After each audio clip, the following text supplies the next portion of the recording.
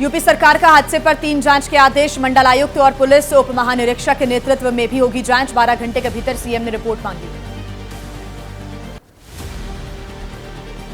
झांसी के अस्पताल पहुंचे यूपी के डिप्टी सीएम ब्रजेश पाठक। घटनास्थल का किया मुआयना, बच्चों के हाल को लेकर के ली जानकारी, कहा दोषियों पर कड़ी कार्यवाही होगी।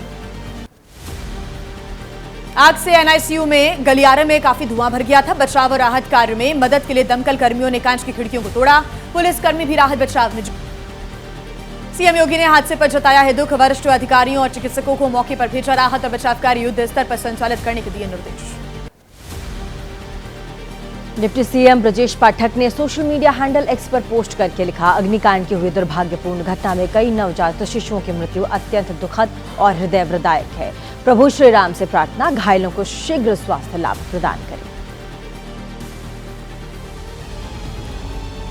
और आइए विधानसभा चुनाव और उपचुनाव की खबरें आपको दिखाते हैं 8 सेकंड न्यूज में। विधानसभा चुनाव प्रचार के अंतिम दिनों में सभी दलों ने झोंकी अपनी ताकत। महाराष्ट्र में सभी दलों ने लगाया जोर। झारखंड में भी तेज हुआ दूसरे चरण का चुनाव प्रचार। पीएम मोदी आज बीजेपी कार्यकर्ताओं से करेंगे संवाद। मेरा बूथ सबसे मजबूत कार्यक्रम में शिरकत करेंगे, बातचीत करेंगे। सोशल मीडिया प्लेटफॉर्म एक्स पर पोस्ट कर लिखा, प्रचंड जीत दिलाने के लिए जी जान से जुटे हुए हैं कार्यकर्ता। आज कांग्रेस नेता राहुल गांधी की 2 जनसभाएं। पहले चंद्रपुर में होगी राहुल की जनसभा, चंद्रपुर में चिमूर में दूसरी रैली करेंगे संबोधित। महाराष्ट्र में आज कांग्रेस महासचिव प्रियंका गांधी की शिरडी और कोल्हापुर में जनसभाएं। चुनाव सभा से पहले शिरडी मंदिर में करेंगे पूजा अर्चना, फिर रैली को करेंगे संबोधित।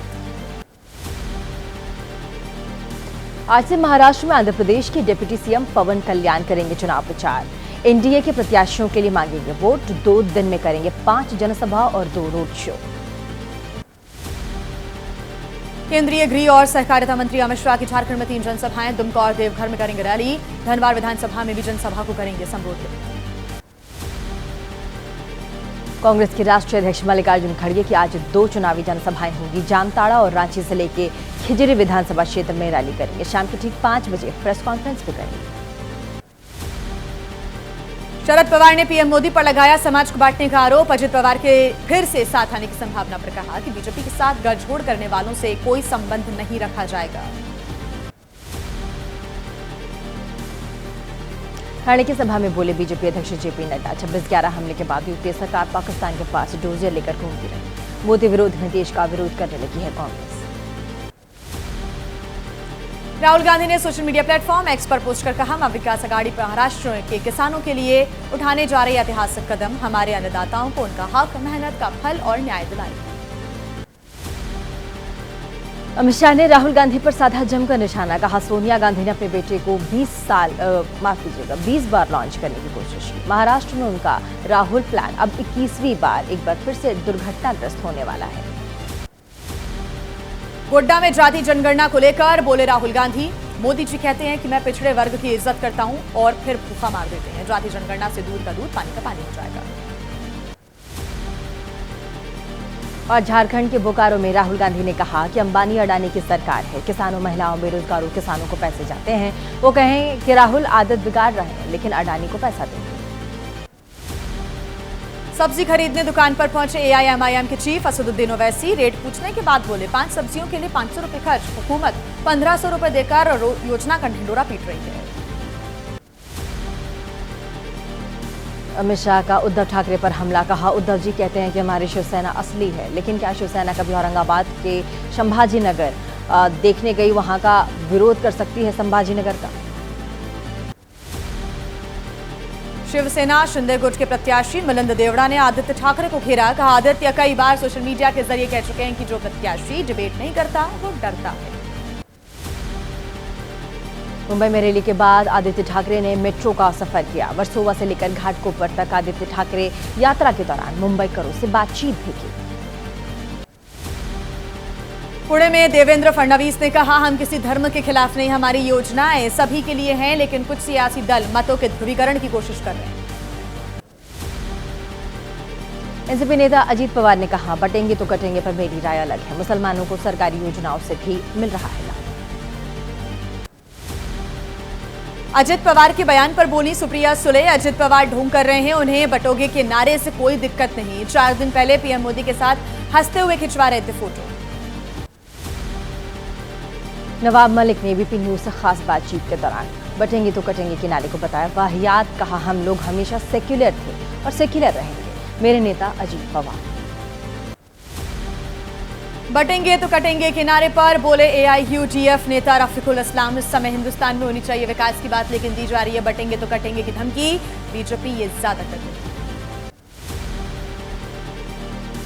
और पटना में बटोगे तो कटोगे के नारे पर सियासी संग्राम छिड़ गया। बिहार में आरजेडी कार्यालय के बाहर लगे पोस्टर्स, लिखा भाजपा से सटोगे तो कटोगे। पटना में आरजेडी नेता ने लगवाए पोस्टर्स। पटना में आरजेडी नेता के लगवाए गए पोस्टर पर बीजेपी का भी आया पलटवार। बीजेपी नेता नीरज कुमार ने कहा, नौटंकी करना कांग्रेस और आरजेडी की पुरानी आदत है। यूपी में बीजेपी एसपी के पोस्टर्स वार पर बीएसपी नेता सतीश चंद्र मिश्रा का बयान आया। कहा, बीजेपी और एसपी की मिलीभगत मुद्दों से भटकाने के लिए अपना रहे रणनीति। बागेश्वर धाम के पीठाधीश्वर धीरेन्द्र कृष्ण शास्त्री का ऐलान, हिंदुओं को जगाने के लिए निकालेंगे यात्रा, लोगों से मांगेंगे भिक्षा। बटोगे तो कटोगे नारे को बताया सामाजिक रूप से सही। All India Muslim personal law board ने एमवीए को जताने की अपील की। बोर्ड के प्रवक्ता सुजात नोमानी ने जारी किया वीडियो। महाविकास अघाड़ी के 269 उम्मीदवारों को समर्थन दिया। सज्जाद नोमानी के वीडियो पर बोले बीजेपी नेता आशीष सोलार, आंखें खोलो, अच्छे से देखो, एक है तो सिर्फ है। बीजेपी नेता अमित मालवीय ने सोशल मीडिया हैंडल एक्स पर पोस्ट कर लिखा, सज्जाद नोमानी के फुट सोल्जर्स में शरद पवार, उद्धव ठाकरे, राहुल गांधी और नाना पटोले जैसे लोग। साफ है मुस्लिम वोटर एमवीए के पीछे खड़े हैं। कांग्रेस नेता हुसैन दलवाई के बयान पर वार पलटवार जारी है। महाराष्ट्र कांग्रेस के नेता ने आरएसएस को बताया आतंकी संगठन, सबूत देने का भी दावा किया। हुसैन दलवाई के बयान पर वीएचपी प्रवक्ता विनोद बंसल ने कहा है कि शिवाजी की धरती को जिहादियों का पनाहगार बनाने का मंसूबा नहीं होने देंगे कामयाब। आरएसएस को बदनाम करना बंद करें। महाराष्ट्र के सीएम चेहरे के सवाल पर देवेंद्र फडणवीस ने कहा, परिणाम आने के बाद तीनों पार्टियां मिलकर यह तय करेंगी कि आखिर कौन होगा मुख्यमंत्री। इस प्रक्रिया का वो हिस्सा नहीं रहेंगे। मुंबा देवी विधानसभा सीट से शिवसेना प्रत्याशी शाइना एनसी ने कमाचीपुरा इलाके में चुनाव प्रचार किया। कहा, हम चाहते हैं कि महिलाओं और बच्चों को विकास का रास्ता मिले। महाराष्ट्र के हिंगोली में अमित शाह के बैग की हुई चेकिंग, इलेक्शन कमीशन के अफसरों ने जांच की। अमित शाह ने कहा, बीजेपी नियमों का पालन करती है। प्रधानमंत्री मोदी के विशेष विमान में तकनीकी खराबी आ गई। झारखंड के देवघर हवाई अड्डे पर यह घटना हुई। 1 घंटे से अधिक का समय लगा। प्रधानमंत्री वहां फंसे रहे, नई दिल्ली के लिए भरने वाले थे उड़ान। केंद्रीय मंत्री शिवराज सिंह चौहान ने कहा, आदिवासियों की जमीन कब्जा रही है बांग्लादेशी घुसपैठिए। पूछा, क्या घुसपैठियों को आमंत्रण देना देशद्रोह नहीं है? झारखंड कांग्रेस प्रभारी के सस्ते सिलेंडर के वादे पर बीजेपी सांसद निशिकांत दुबे का पलटवार। कहा, गुलाम अहमद मीर के मुंह से निकली बात बेहद खतरनाक। पंजाब की 2 विधानसभा सीटों पर उपचुनाव, अरविंद केजरीवाल और भगवंत मान करेंगे जनसभा। बरनाला और गिद्देरवाहा विधानसभा उपचुनाव के लिए करेंगे रैली। उपचुनाव में सीएम योगी का धुआंधार प्रचार। गाजियाबाद में सीएम योगी आज करेंगे रोड शो। बीजेपी ने संजीव शर्मा को बनाया अपना प्रत्याशी। विधानसभा उपचुनाव में समाजवादी पार्टी का भी प्रचार अभियान जारी है। ककरौली में अखिलेश करेंगे चुनावी जनसभा। एसपी प्रत्याशी सुम्बुल राणा के लिए करेंगे रैली। अंबेडकर नगर में मुख्यमंत्री योगी ने कहा कि समाजवादी पार्टी कांग्रेस के लोग जनता को करते हैं गुमराह। ये बेटी और व्यापारी की सुरक्षा में सेंध लगाने वाले लोग हैं। मैनपुरी में अखिलेश यादव ने सीएम योगी पर साधा निशाना। वो वस्त्र से योगी है, विचार से योगी नहीं है। सीएम की कुर्सी गिराना चाहते हैं केशव प्रसाद मौर्य। अखिलेश के बयान पर बोले बीजेपी प्रवक्ता मनीष शुक्ला, दिख रहा अखिलेश जी का दर्द। जब वो सीएम थे तो कहा जाता था कि 3.5 सीएम है। यूपी के डेप्यूटी सीएम ब्रजेश पाठक ने कहा, बिरयानी के तेज पत्ते जैसी हो गई है मुसलमानों की हालत, सभी पार्टियां इस्तेमाल करके निकालकर फेंक देती हैं। ब्रजेश पाठक के बयान पर समाजवादी पार्टी के प्रवक्ता फखरुल हसन चांद का पलटवार आया। कहा, बीजेपी को लग रहा है कि अब वो हार रही है और हर जगह हार के डर से वो मुसलमानों को अब लुभाना चाहती है। और आइए अब आपको दिखाते हैं देश की बड़ी खबरें 8 सेकंड न्यूज में। प्रधानमंत्री मोदी आज से 21 नवंबर तक की 3 देशों की यात्रा पर होंगे रवाना। पहले जाएंगे नाइजीरिया, ब्राजील में G20 समिट में हिस्सा लेंगे, फिर जाएंगे गुयाना। पीएम नरेंद्र मोदी दिल्ली में बोडोलैंड महोत्सव में शामिल हुए। 2 दिन के बोडोलैंड महोत्सव में शांति बनाए रखने और एक जीवंत बोडो समाज के निर्माण पर जोर दिया गया। हरियाणा के गुरुग्राम में आरएसएस प्रमुख भागवत ने कहा है कि विकास के साथ पर्यावरण की भी हो रक्षा, दोनों को साथ लेकर चलना उनका लक्ष्य होगा। आचार्य प्रमोद कृष्णम ने कांग्रेस पर लगाया सनातन विरोधी होने का आरोप। कहा, कांग्रेस को डर है कि अगर हिंदू एक हो गए तो उनकी राजनीति हो जाएगी खत्म। दिल्ली में अवैध प्रवासियों की संख्या अचानक बढ़ने की खबरों पर एलजी ने संज्ञान लिया। अधिकारियों को दिया अवैध प्रवासियों की एंट्री रोकने के निर्देश। बीजेपी प्रवक्ता प्रदीप भंडारी ने कहा, घुसपैठियों के खिलाफ चलाएंगे मुहिम। अरविंद केजरीवाल से किया सवाल, कहीं राजनीतिक संरक्षण तो नहीं दिया।